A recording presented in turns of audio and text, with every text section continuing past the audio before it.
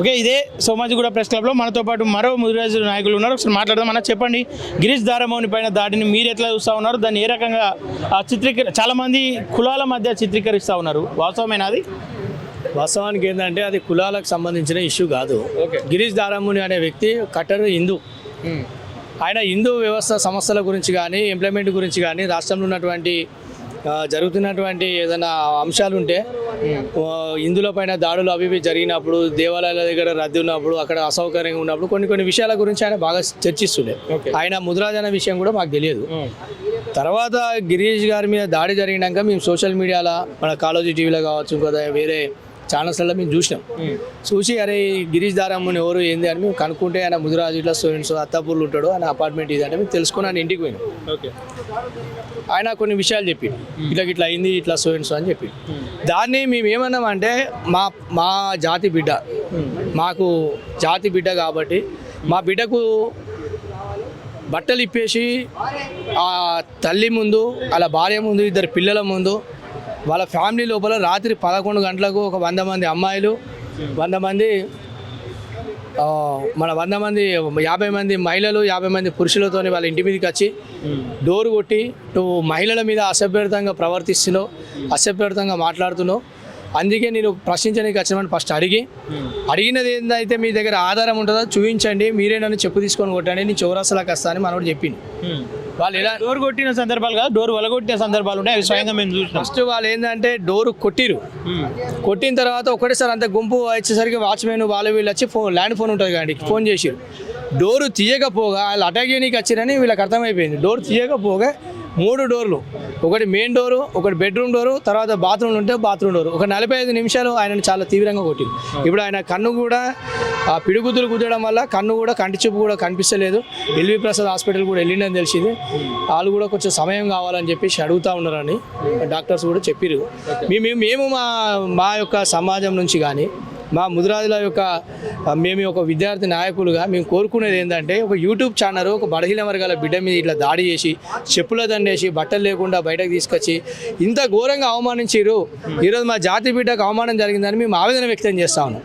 ఖచ్చితంగా దీన్ని రాష్ట్ర ప్రభుత్వం కానీ దీన్ని ఎన్నుకున్నటువంటి వాళ్ళు కానీ దాడి చేసినటువంటి వాళ్ళు గంజాయి తాగిరు, తర్వాత వాళ్ళు అదేంటి మన ఆల్కహాల్ తీసుకున్నారు, మద్యం తాగిరు, గంజాయి తాగేసి వచ్చిరు అని వాళ్ళు కుటుంబ సభ్యులు చెప్తా ఉన్నారు.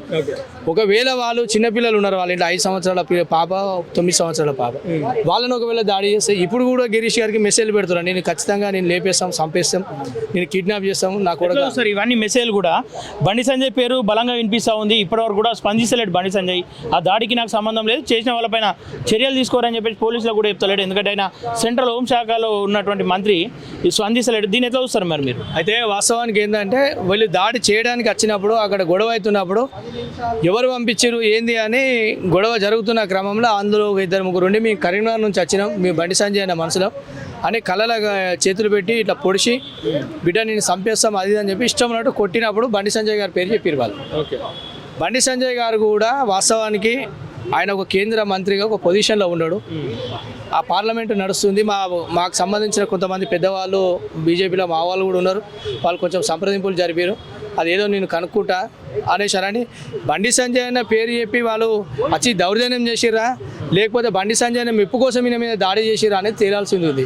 అందుకే బండి సంజయ్ అన్నను కూడా మేము రిక్వెస్ట్ చేస్తూ ఉన్నామంటే, అన్న మేము బీసీ సామాజిక వర్గం, మీరు ఒక బీసీ సామాజిక వర్గం, బీసీలో ఇప్పుడిప్పుడే రాజాధికారం వైపు వెళ్తున్నాం కాబట్టి మా బిడ్డ యూట్యూబ్ ఛానల్ పెట్టుకున్నాడు, నీ పేరు చెప్పి వాళ్ళు అటాక్ చేసిరన్న, మీరు కూడా దాని మీద బహిరంగ ఒక చర్చ, దాని మీద ఒక సప్లిమెంటరీ ఇచ్చి స్పందిస్తే మేము ఎవరైతే ఆ దుండగులు మా మీద దాడి చేసారో వాళ్ళని మేము డీజీపీని గారిని కలుస్తాం, అవసరమైతే ముఖ్యమంత్రి గారిని కలుస్తాము, గవర్నర్ కలుస్తాం. ఇక్కడ న్యాయం జరగకపోతే కేంద్రానికి వెళ్తాం, అవసరమైతే ఢిల్లీలో జంతర్ మంతర్ దగ్గర ధర్నా కూడా చేస్తాం, హ్యూమన్ రైట్స్ కమిషన్ కూడా సంప్రదిస్తాం. ఎందుకంటే మాకు న్యాయం జరగాలి కదా. ఇప్పుడు మా బిడ్డ మీద దాడి చేస్తే వాళ్ళు 6 వాళ్ళు వచ్చింది. ఇప్పుడు మా దగ్గర విజువల్స్ ఉన్నాయి, 150 మంది వచ్చిరు. వాళ్ళు 150 మంది వచ్చినప్పుడు అలా 150 మంది ఎందుకు వచ్చిరు, ఎవరు ప్రేరేపించారు, ఏం తీసుకొని వచ్చిరు, వాళ్ళు ఏమన్నా ఆయుధాలు తీసుకొని వచ్చిరా, ఏం తీసుకొని వచ్చి వాళ్ళు దాడి చేస్తారు అనేది కూడా మాకు కావాలి కదండి. ఇప్పుడు ఈరోజు సమాజంలో తెలుసు, రేపు తెలియని సమాజంలో కూడా రేపు ఇంకో రోజు ఇంటి మీద దాడి చేసి వాళ్ళని చంపడానికి గ్యారంటీ ఏమున్నది? అలా కుటుంబానికి రక్షణ కల్పించాలి.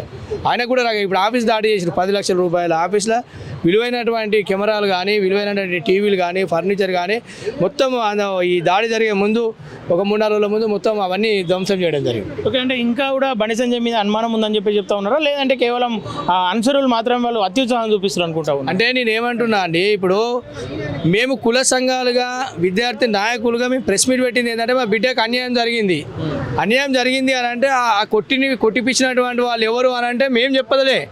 ఆ దాడి చేసినటువంటి వాళ్ళు మమ్మల్ని సంజయ్నే పంపించిండు, మేము కరీంనగర్కి వెళ్ళి వచ్చినాము, మమ్మల్ని సంజయ్నే పంపించిండు అని అన్నాడు. దాని మీద వివరణ కోసం బండి సంజయ్ గారి పిఏ కూడా ఫోన్ చేసినాం. సార్ పార్లమెంట్ ఉన్నాడు, రాగానే ఫోన్ మాట్లాడిస్తాడు. ఇప్పటి వరకు మాకు ఆన్సర్ రాలేదు, మాకు క్లారిటీ మాట్లాడింది ఎవరు? అలా పిఎన్ఓ ఎవరో లిఫ్ట్ చేసిరండి. మేము ఢిల్లీలో ఉన్నాం, బీసీ మీటింగ్ అయింది మాకు అక్కడ ఢిల్లీలో జంతర్ మందిర్ దగ్గర ధర్నా ఉంటే మేము అక్కడికి వెళ్ళాము, అక్కడనే మాట్లాడినాము. అట్లానే మాట్లాడితే వాళ్ళ పిఏ ఉండి సార్ పార్లమెంట్లో ఉన్నాడు, వచ్చిన తర్వాత మాట్లాడతా అంటే అలా మాకు సంబంధించినటువంటి బీజేపీలో మా వాళ్ళు చాలా మంది ఉన్నారు, వాళ్ళందరూ కూడా మేము వాళ్ళకు డిస్కషన్ చేసి చెప్పినాం.